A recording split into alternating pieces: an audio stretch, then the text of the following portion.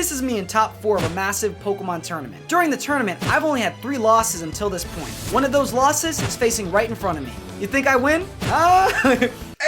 Hey! It's New York in it! No. Do you think I win? No way, I suck. Do you think I win or lose? Stick around to find out. See you there.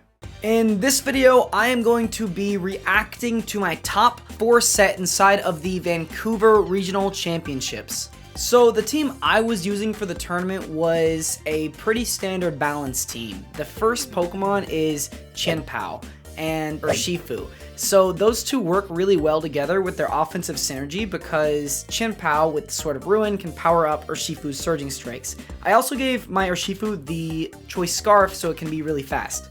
However, like any good balanced team, you need a good defensive core as well as an offensive core. So combined with the Chien-Pao and Urshifu, I also have Incineroar and Rillaboom, which are a very strong defensive duo because you can switch in and out of attacks.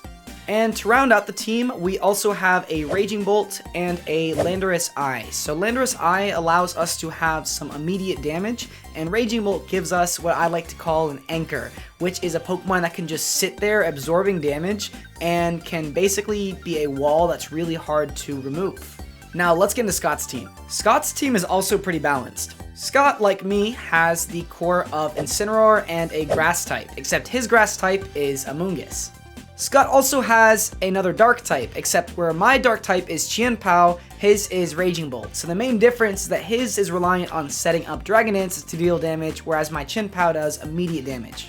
Scott does not actually have a Water type, however. Instead, Scott has a Porygon 2. So while Scott does have a pretty similar concept of mine, where he has the Incineroar plus a Grass type, his team branches off a little bit more than that. So while yes, we both have Grass type, Incineroar, and the Landorus, his team has the Trick Room mode. So what's different about Scott's team is that it is a much slower paced team, whereas mine is a faster paced one. His team relies on setting up Dragon Dances or Nasty Plots, whereas my team focuses on having immediate damage and having a secondary mode of setting up Calm Minds and Raging Bolt. Now, one key thing I kind of want to highlight about Scott's team is that this Amoonguss actually does not have Protect. Typically, Amoonguss will have Pollen Puff, Protect, Rage Powder, and Spore. However, instead of having Protect, Scott's Amoonguss has Sludge Bomb. There's also another thing I really want to point out, which is that Scott's Incineroar is crazy fast. We're going to see that inside the rest of the set, but I learned this because I played Scott earlier on inside the same day. He was one of my 3 losses in the whole tournament. Now, last time I played up against Scott, he led with the Incineroar and the Landorus and had Amoonguss at the back. Now, both of those Pokemon at lead are very weak to Urshifu, so I was very tempted to lead with Urshifu to start the set. However, I ran a few practice games beforehand, and I realized Urshifu's kind of a bait. The main reason why is because that Amoonguss could switch in, and if I click Surging Strikes, Rocky Helmet makes it so I lose half my health, and I do not want to risk my top 4 set on making a read. In practice, I realized how much pressure Landorus Eye actually is able to exert. Landorus Eye is not only able to one-hit knock out the Incineroar with Earth Power, but we are also able to set up a substitute on this Amoonguss. Once we have a substitute, Amoonguss can no longer spore us. Landorus Eye also threatens the Goldango. However, I wasn't really that worried about Goldango. So in practice, I knew I was going to be leading with Landorus Eye combined with Chien-Pao, because Chien-Pao covers for the things that Landorus Eye is not strong into, such as Raging Bolt and Roaring Moon. The only opening that I was really worried about was Porygon 2 and Incineroar, so that's where I selected my back very carefully. I decided to have Incineroar and Rillaboom as my fallback.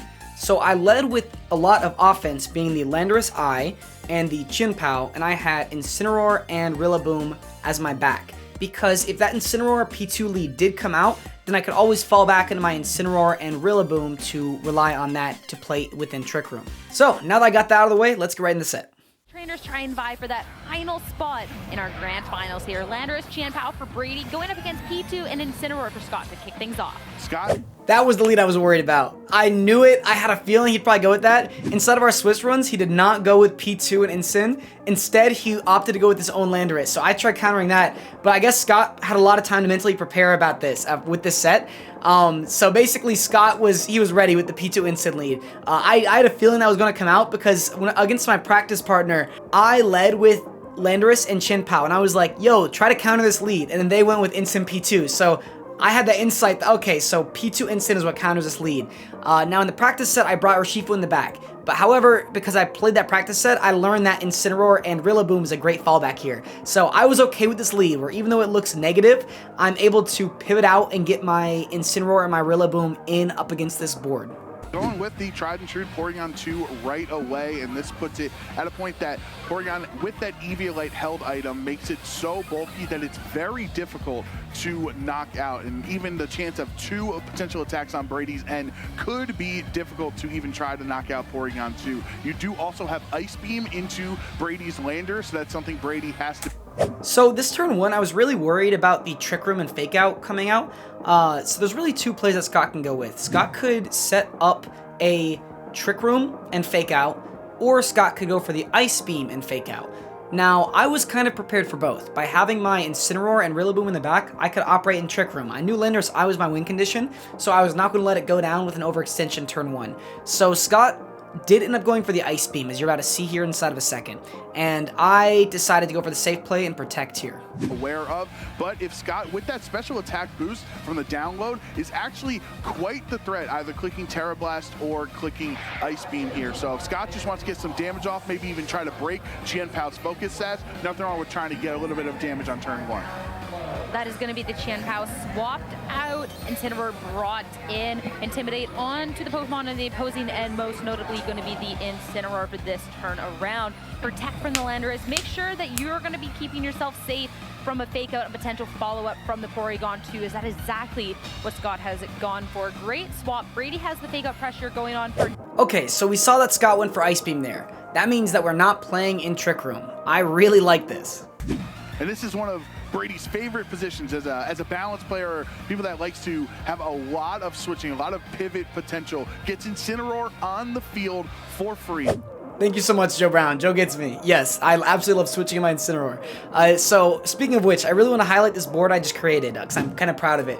So, Incineroar plus Landorus, it's very intelligent into this, because now there's no Trick Room. So, theoretically, I have a very free Fake Out plus a Substitute. Or I could Fake Out an Earth Power into his Incineroar. However, I have a feeling he has Landorus Eye inside the back, so I'm not going to take that bait. So, instead, because there's no Trick Room up, I have a free Fake Out and an Earth Power into the Porygon 2. Because with this Earth Power, I'm allowed to pretty much 2-hit KO it, if not 3-hit KO it. I need to start chipping this thing down because in Swiss, I let this thing just kind of sit there for days. It just sat there for like an eon and just set up Trick Room and then recovered off any damage. However, because no Trick Room's up, that means it will not get recovered before I can attack it, which means I can start whittling it down as quickly as possible.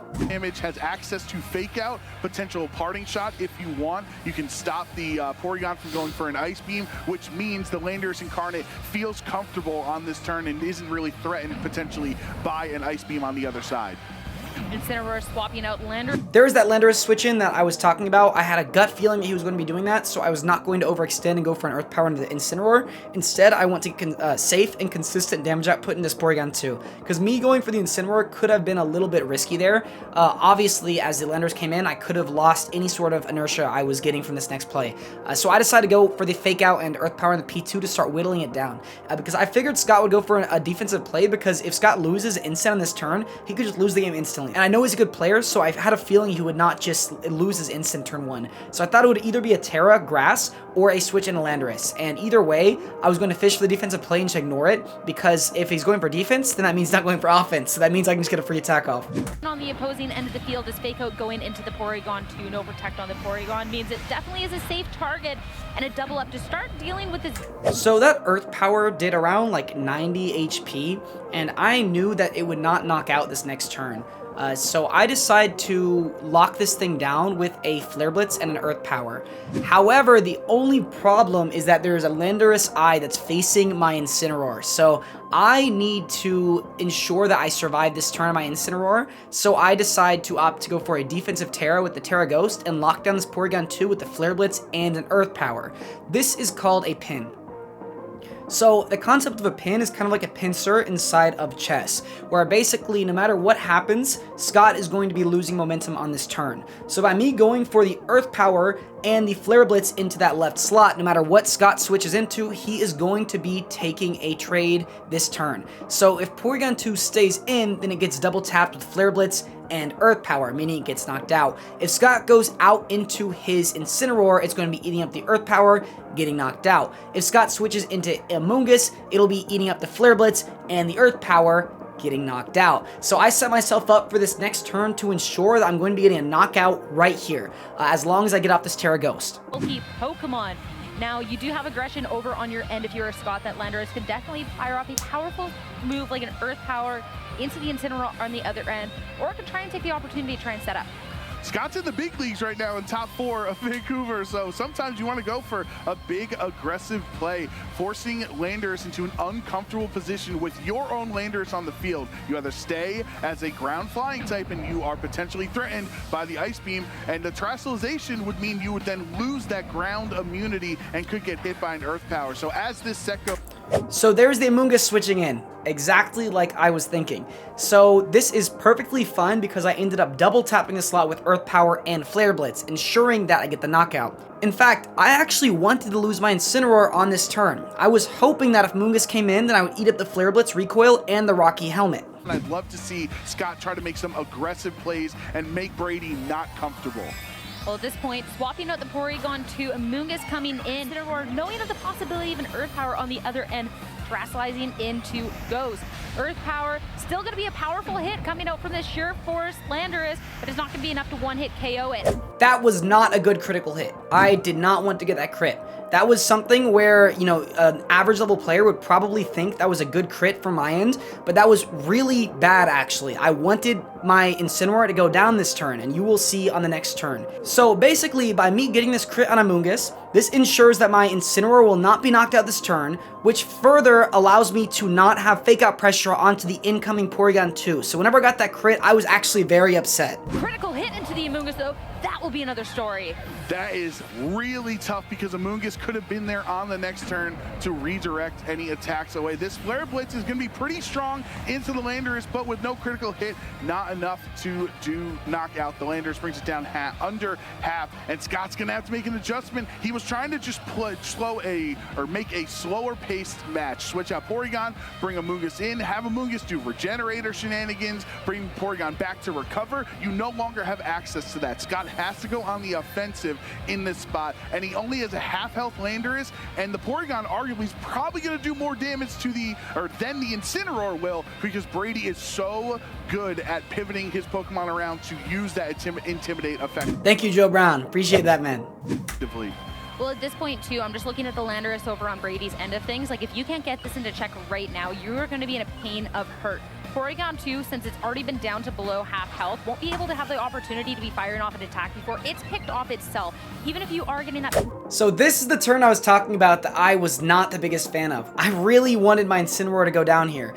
If Incineroar had gone down, then I would have a free switch in my Rillaboom, meaning I could click Fake Out and Earth Power into the Porygon 2. However, because my Incineroar is alive, Scott theoretically has a very free knockout into Incineroar and then an Ice Beam onto my Landorus. So I did not like this. However, something kind of came to my head in this moment. If Scott clicks Ice Beam, that means that Scott is not clicking Recover, which means I can keep this in check for the rest of the game with my Chien-Pao. So long as this Porygon 2 does not start recovering his health points, I'm able to effectively win this game. So I decided to go for a straight Earth Power here, and I'm okay with losing my Landorus Eye if it does come down to that. However, I do not end up losing it because Scott did opt to go for a Recover. Special attack raise on the download, and your own Landorus for Scott is already down to half health, which makes it volatile to either of the Pokemon on Brady's end. You can go for the Recover. If you can get it off, it's going to be great, but that's a big if.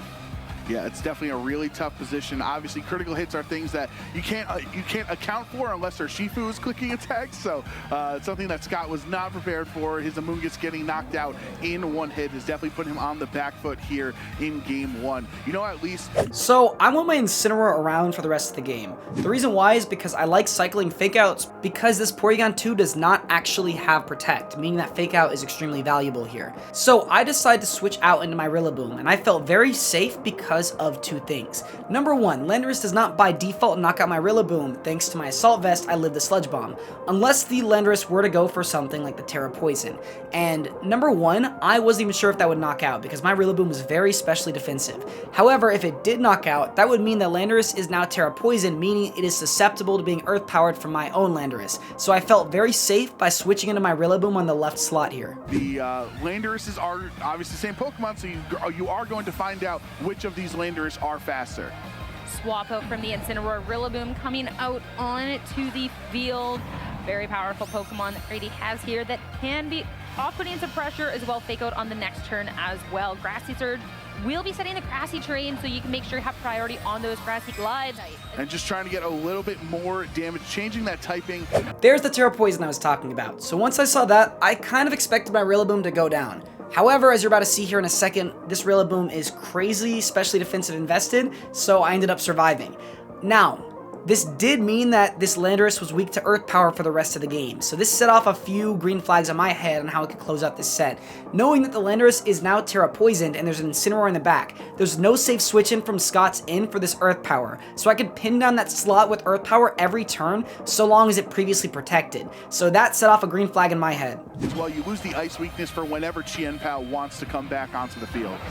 And it also is going to be helping the damage output from this Sludge Bomb. And into the freshly swapped in Rillaboom, it is still not going to be enough for the KO. Assault Vest putting in the most work, but poor... Now, I know the announcers, along with the chat/viewers, were surprised by that Porygon 2 living, but based on the last damage it did for my Landorus, I had a feeling it was going to live, so I wasn't really too surprised by that. On 2, also holding on. It's going to get the chance to go for this recover and gain back half health. Porygon 2 hangs on at 2 HP, and through recover and grassy terrain is going to end up pretty much at...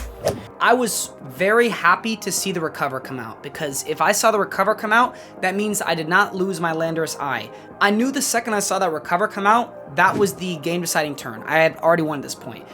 Because the Landorus had gone for the Terra Poison, that means it is now susceptible to being Earth Powered. Like I said, I have Fake Out on this turn, so I can Fake Out Porygon 2 and Earth Power it down, which will put it into range of an Earth Power for the rest of the game. So basically, Scott's only answer for my Landorus at this point is this Porygon 2. However, I was able to go for a Fake Out on this next turn and Earth Power it down, and there's not really much that Scott can do to combat this. Actually, looking at this right now, there's totally something that Scott can do. Scott could switch into Incineroar and go ahead and try to fake me out this next turn. So I actually read into this, and I click Substitute on my Landorus and fake out this Porygon 2 to prevent that exact play. You play 30 hours a week of Pokemon. Was that a damage roll, or do you know if this Landorus' Earth Power cannot knock out the Porygon again? Joe, I knew that was not going to knock it out. I 100% knew that. So to answer your question, yes. That was never going to knock out based on the previous damage output. So on this turn, I could theoretically fake out into the Porygon 2 and click a Earth Power into it. And that would be good because I could prevent it from going off another recover. However, I have a feeling that Incineroar is coming in here because Scott's only way of winning is through this Porygon 2. So he needs to really finesse me to win this game. So I figured the finesse he was going to go with is try to set up a fake out board the next turn and then try to set up Trick Room and maybe survive a Wood Hammer and then try to beat me in Trick Room. Because if Trick Room goes up, I lose the game instantly. So I am not letting this happen. The AV, Rillaboom surely would have been knocked out in one hit. Now you have access to fake out at least one of Scott's 2 Pokemon on this turn. So if Brady wants to use that fake out into one slot and then have Landorus target the other, you can arguably make sure that Scott doesn't get any attacks off this turn. Porygon 2 feeling pretty good about the health that it was able to recover on this turn. It's going to be swapping out, bring the Incineroar in at this point, making sure as well you're not going to be taking a strong Grassy Glide priority at this point, and getting that attack drop over onto the Rillaboom as Landorus will protect this time around, keeping it safe, and you have the fake out pressure next turn to make the most of it. As fake out into the Incineroar is only going to be good for a little bit of chip, but a passive turn means Brady can go ahead and get a substitute set up on this Landorus. That's right. So like I said earlier, the game was already kind of over at this point, but this was the nail in the coffin. It was already pretty much drawn up. However, because I was able to get up this substitute, now there's no fake out pressure, and this left slot is guaranteed to be knocked out with an Earth Power. If Porygon 2 switches in, it takes way too much damage to where Earth Power will knock it out again. Like I said, the way I'm winning this game is by damaging Porygon 2, and Scott knows this. So by me going for this substitute, there's no Terra that can come out from this Incineroar, so I cannot be finessed that way. I know this Landorus is also weak to Earth Power, and if Porygon 2 switches in, then it is going to basically die. So I felt pretty confident that I had the game at this point. All I need to do is Earth Power into the Incineroar, and then click U-turn out and recycle another fake out. Also, I have to say, I love these fake out pivot teams because it's very easy to guarantee you get a fake out next turn. Because let's just say if Rillaboom had gone down to something like a Sludge Bomb, then I'm able to still have fake out the next turn because Rillaboom went down, which means I get Incineroar in. However, if I get up a U-turn, then I get a fake out as well, so it's like pretty much guaranteed fake out, which is just awesome. I love how these teams operate. Also, I really want to point out something there. If y'all noticed that, look at the Grassy Terrain recovery. His Incineroar healed before my Rillaboom. That Incineroar is like lightning speed. He was outspeeding my Raging Bolt. I kind of knew he was going to outspeed my Rillaboom as well, but oh my goodness, that was the fastest Incineroar I've ever seen in my entire life. That was crazy to play up against. Yeah, at this point, the game was over. I could literally tell Scott what I was doing every single turn, and he would still lose. That's how ahead I was at this moment, because the game was decided around like a turn or two ago. The sub made it 100% where I could tell him everything. However, with the turn before that, whenever I had the Porygon 2 unlock with an Earth Power, that was a very solid position of my odds. But it's now in May. All I have to do is just knock out this Incineroar with an Earth Power, and there's no counterplay that Scott can do. Rillaboom from going for a strong grassy terrain boosted attack, or do you try to break the sub? No Grassy Glide coming out from the Rillaboom, and Landorus with an Earth Power from Scott will be enough to be picking up the KO onto the Incineroar. Landorus on Scott to end safe behind a substitute for now. And with that, it's going to be Scott down to his final two Pokemon. U-turn coming out, hitting into the Landorus to knock. So there's the U-turn I was talking about. I don't really care if the sub is up because, like I said, this is over. This just guarantees I have fake out on the next turn because, like I said, if I did not get off the U-turn, then that would mean that I fainted, which means I get a free switch to Incineroar. However, if I do get off the U-turn, then that means I have fake out the next turn because I got Incineroar in. So either way, I was guaranteeing I could get up a fake out on this turn. The one thing which could have maybe came out could be a protect from the Landorus here, and that could be a little bit awkward. But you know, I had a feeling that wasn't going to happen because he protected the previous turn. So he'd have to get a little bit lucky to stop that U-turn, and even then I could just lock down the P2 with a Grassy Glide plus Earth Power, and that would probably get the knockout regardless. Very effective. Taking that damage won't be enough to break the sub. It's pivot now for Brady, and he still has so much power hidden in the back.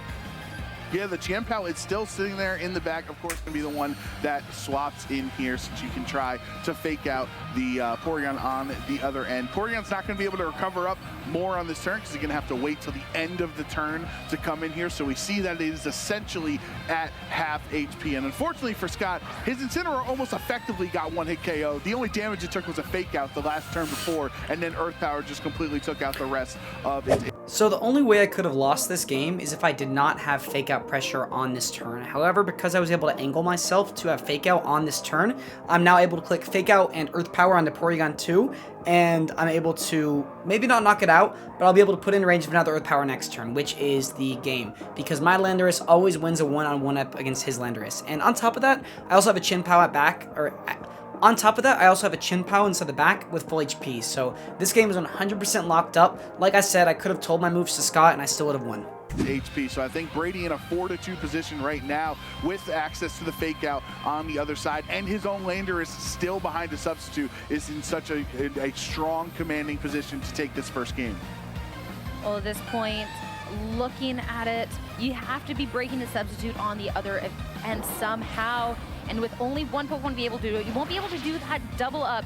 Instead, going to be prioritizing this Incineroar. Make sure that you can eliminate it. Try and get the Pokemon count a little bit more towards even. At this point, consistently, safe to say that Scott's Landorus is trained to be faster than Brady's, but Brady now will have a chance to fire off an attack in return. Earth Power hitting into the Porygon 2. We saw last time it wasn't quite enough, and it still won't be. 3 HP this time, but the Porygon 2 so low, and there's still that Qian Pao in the back. Yeah, you can't recover on Porygon because you got faked out on that turn, so Scott was not able to attack at all. And arguably the Incineroar going down is perfectly fine because you get a full health Qian Pao with Focus Sash intact to come onto the field. Since Porygon is so low at this point, it's almost not much of a threat, where Brady can try to put all his aggression into the Landorus on Scott's side, break that substitute with Qian Pao at first, and then let the Landorus try to clean up the knockout. But that will leave your Landorus vulnerable if, as we've seen the last couple of turns, Scott's Landorus has outsped. So if Scott can break the substitute on Brady's side and you leave the Porygon alone, would have been a problem. I think it's pretty big if Brady has a lot of resources well on Scott and the opportunities are dwindling away, running out. Sludge Bomb will be attacking, but it's only the Landorus against the 3 Pokemon account of Brady and Qian Pao. So there was one way Scott could have won, but it would have required some user error from my end, and at a top level play it probably was not going to happen. What Scott could have done was protected Landorus. Now if I would have double tapped the Landorus with a maybe Sucker Punch plus Earth Power, that could have actually have been the choke I need. That could have been the choke that Scott needed to win this game. However, that was the only way he could win, is if I made a mistake, and I was not about to make that mistake. With Focus Sash, you bring it right down to it, but there is still so much to get through, and Scott won't be able to break through it on this first game. Yeah, so at least Brady gets rid of the Porygon. You know Ice Beam is not going to be a problem anymore. Earth Power will be enough to break that substitute. And with a 3-to-1 Pokemon advantage right now with a half-health Landorus as well. Just Scott's in such a tough position. You got to take these next couple of turns, next couple of seconds to think about your game plan for Game 2. And with that Terra Poison Landorus being able to be hit from the Earth Power this time around. And you have to just think about what you can be changing up in this next game to try and bring this into a Game 3. Sucker Punch, more than enough to be taking care of this Landorus, and as it falls, Brady Smith claimed the first game in the set. Yeah, that was a very well-played game by Brady, showing this team off and how you can switch real. So, going into Game 2, how can I adjust? I could technically do the same thing because I led negatively, and I still was able to win. However, this time I want to lead off inside of a very good position. So I figured, looking at the Incineroar and the Porygon 2, those are 2 Pokemon that could not really threaten my Raging Bolt. So by leading with Raging Bolt here, I'm able to effectively start setting up Calm Minds as quickly as possible, which will force Scott to bring in his Landorus. And if he brings in Landorus, he's susceptible to being Parting Shotted or me swapping into Qian Pao. So I am trying to go for a game as early as possible because I'm up a game. So unfortunately for Scott, he did get crit on the Amoonguss very early on into the... Joe, that crit did not matter. That was really bad for me, actually. Punish you for, it could also be the losing play in this. Going into our Game 2 of the set, adjustment coming out. Raging Bolt. So here I decided to go for game. Like I said, I am technically negative into Landorus Eye. If a Landorus Eye lead were to come out from Scott, then this would be very bad because I could be faked out on my Incineroar, and then I could eat up an Earth Power on my Raging Bolt. I could play out of it with a Terra Ghost or a Terra Fairy, however, that's not a good spot to be in. So I decided to full send the Raging Bolt lead because I led with Qian Pao in the last game. And because I led with Qian Pao, I figured that Scott would not like that, and he would be afraid to lead with Landorus Eye. And I guess my greed got rewarded because I got the exact board I was looking to achieve, which is Raging Bolt up against Incineroar and Porygon 2. So this turn I decided to set myself up for a win-win trade here, where I click Calm Mind and Parting Shot. The logic is that Scott cannot stop both of these. Either I get off the Parting Shot on the Porygon 2, which is probably going to be switching out into Landorus Eye, or I get up a Calm Mind. And this was awesome because the only way he could stop one of these is by clicking Fake Out with Incineroar, which if he clicks Fake Out with Incineroar, that means that that slot is not going to Landorus Eye, which means that if the Porygon 2 switches out into Landorus Eye, it's eating up a Parting Shot. So I set myself up for a perfect 50-50 here, where no matter what happens, I'm getting the better end of the stick. I'm just going for a very basic trade here. By clicking Parting Shot into Porygon 2 and Calm Mind, I set up a board that's pretty much impossible to stop this Landorus Eye from coming in and robbing me of the game. Big heavy hitters on Scott's team are special attackers. Porygon 2, Landorus, Incarnate. If you can get a couple Calm Minds up with leftovers, with grassy terrain from Rillaboom, can make it so it's very tough to take out the Raging Bolt. This Scott's Incineroar was first for the Intimidate, first on the Fake Out here, but hitting into that slot means the Raging Bolt left unchecked That will be a setup, and it'll be a calm mind, a boost to his special attack and the special defense. And that one special attack boost, sometimes it's all it takes for the Raging Bolt to do some devastating damage here. Fortunately for Scott, this is Dragon Pulse on the Raging Bolt's end instead of Draco Meteor, so gotta wonder how the +1 special attack Dragon Pulses will fare in. So this turn was kind of interesting. So I decided to go for the Dragon Pulse onto the Landorus Eye, and then I parting shot into the Incineroar. This accomplishes two things. Number one, by parting shotting the Incineroar, this ensures that I'm switching out of my Incineroar on this turn. If the Landorus Eye does go for Protect, then I get the parting shot off, I can reposition and pivot out. If the Landorus Eye does not go for the Protect, then it eats up a Dragon Pulse here. The only thing Lando I could do, which would be mildly annoying, is setting up a substitute, but if this was to happen, then it would be in Dragon Pulse range the next turn. So either way, I set myself up for a very solid win-win here. I felt like Dragon Pulse onto the Landorus Eye and then parting shot onto the Incineroar had no obvious punishable play. Do both of Scott's Pokemon, because obviously the Draco Meteor would be significantly stronger, but if your Landorus is able to endure the Dragon Pulse into that slot, you can break through with a lot of +1, you can stick around at that +1, and you're committing to this Raging Bolt. That is going to be the area terrestrialization on this turn. You can be super weak to a potential Sludge Bomb into that slot. Knockoff onto... So, some people asked me, they said, why did he go for knockoff onto my Incineroar? And the truth is, I could have gone for a Terra Ghost on that turn, so I don't think that knockoff was a very bad play from Scott. He was, I assume, reading the Terra Ghost and then probably parting shot onto his Landorus Eye and Protect. And that was a play that I did inside of our Swiss run. However, it's too passive and I was not going to fall for the Protect this time around. These Incineroar, that'll get rid of the safety goggles.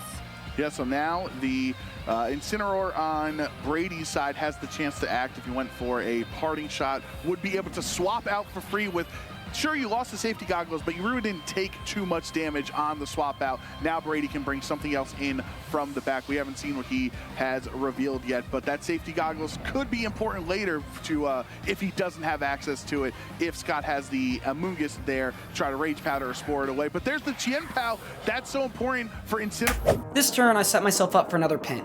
So if you look very carefully at this board, the Chien Pao is an ice type, and the Landorus Eye is obviously a ground and a flying type, meaning it is 4 times weak to my ice type attack. However, with the Scarlet and Violet games, we can now go for a Terra, which can change your typing.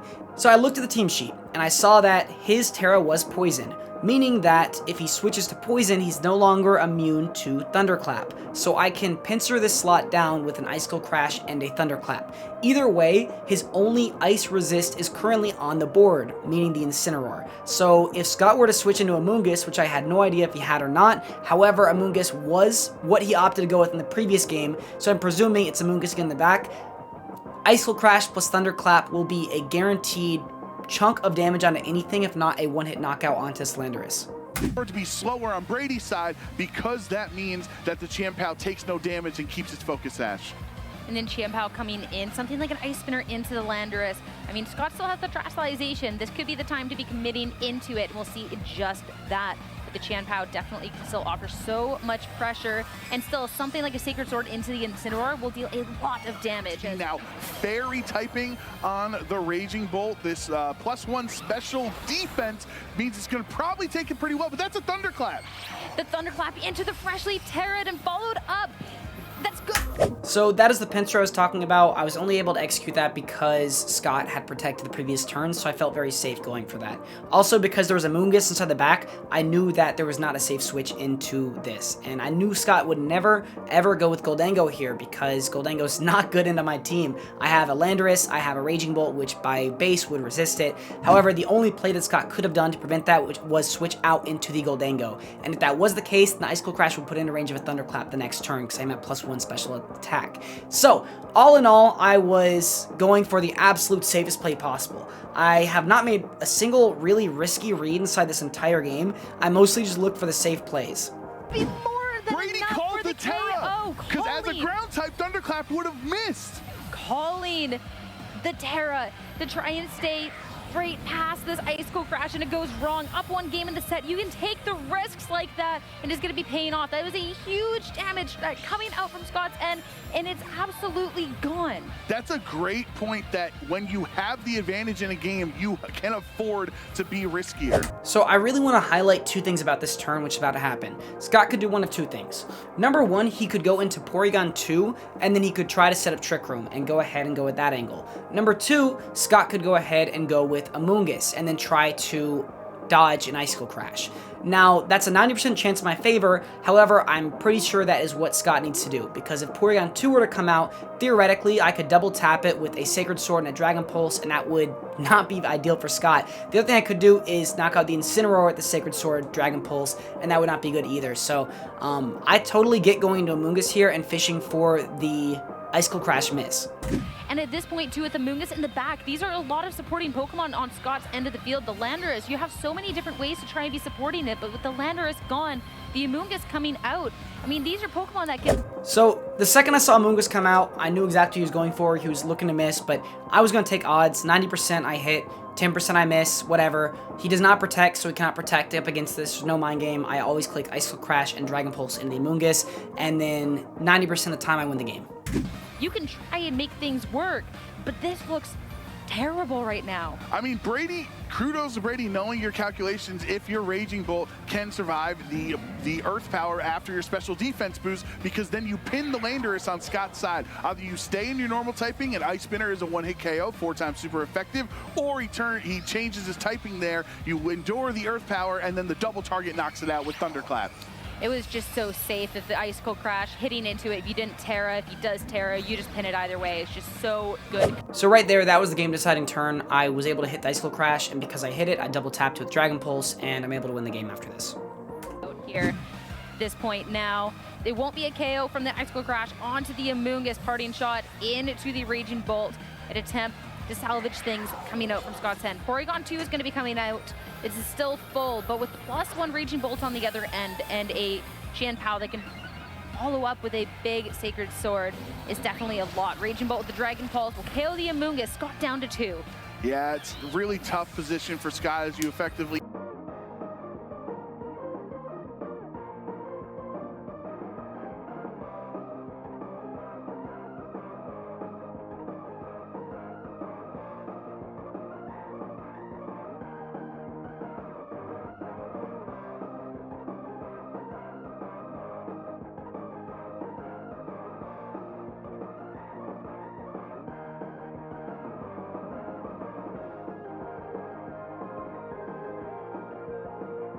So this turn, I knew the way I'm winning is with my Qianpao just staying alive. So all I need to do is get my Incineroar in, because there's no combination of attacks that can knock out my Incineroar. And this way I can go for a Fake Out, followed up by a Dragon Pulse onto the opposing Incineroar. And the second Incineroar goes down is P2 up against the world. It's quite literally a sitting duck.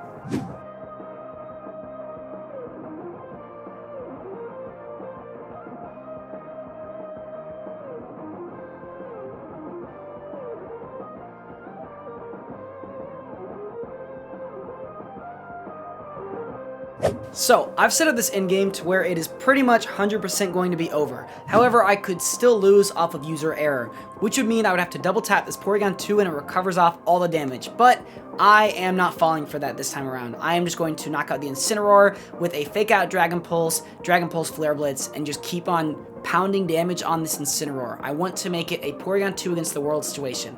As well, all Brady has to do here is play safe, and surely he'll find himself in the finals. Flare Blitz, just a tiny bit of damage. And this is what I'm talking about, that Brady's always controlling the pace of the game. He's perfectly swapping Incineroar in every single time. This is something that Brady has done for years at this point. He just took both of those attacks with complete ease. This point too. Now the one thing Scott could do here is go for an Ice Beam freeze into my Raging Bolt, which even if he did get that, I felt pretty confident I was still going to win this, given the fact that all I have to do is knock out this Incineroar. Not to mention, if the Incineroar wants to do damage onto my Raging Bolt, I will be thought out thanks to the interaction of Flare Blitz up against Freeze. Brady with the freshly swapped in Incineroar, you do have the option to Fake Out to throw the Raging Bolt to be firing off a powerful attack for essentially free here, and all Scott can do is look at, hey, a Flare Blitz that you're just going to be hitting yourself with recoil with, or a parting shot to try and mitigate the damage done. And it won't even be able to do either. That'll be the fake out to flinch it this time around, and Raging Bolt Dragon Balls into the Incineroar, keeps chipping away at it. It is going to recover some HP because it fell under half, so you have the Citrus Berry to recover 25% of the HP. And this Ice Beam into Raging Bolt, you might want to go for the freeze if you can try to freeze his whole team and slowly whittle the health down, but no, he doesn't get it. That'd be the craziest match of all time, and we have seen some crazy things this weekend. I don't think this one is going to be happening. You're in top 4, you got to be playing it out. You are down the game, and these are your last chances to try and secure anything. But I think it's done. I think it's dusted. Yeah, I think even the Incineroar, if he wants to continually go for parting shots for multiple turns for Scott, it's just going to take so long, and the Dragon Pulse damage will continue to rack up. And he... Come on, come on. Okay, crit didn't really matter. Like I said, I double tapped it with Dragon Pulse and Flare Blitz. Eventually, it was going to go down. It just sped things up. And a crit, too. Yep, leftovers knocked off, doesn't matter. That is going to be the retaliation right there. Critical hit for it's just Porygon 2 against the world, and Flare Blitz firing off into it. It might be a slow victory, but that's the cherry on top. You know, once you get the burn, sometimes you crit, sometimes you burn, sometimes you get crit, sometimes you get burned. But, you know, this time around, I did end up getting a crit and a burn, and, you know, it ended up winning the game. It just sped up the process. But like I said, it was already kind of over at this point, and very well played to Scott. So important to Scott, but he's not going to be able to pull it off. The Porygon 2 that couldn't at this point to... Right there, you can see me drinking water, which was kind of a blunder, I'm not going to lie, because I literally had to go to the bathroom so bad. It was insane. Because right after Game 2 finished, I ran straight for that bathroom before finals. Thank you guys for watching. If you want to see the finals game, click that link. Probably there, maybe there, or in the description. Either way, finals, go ahead and click that if you want to see the next round.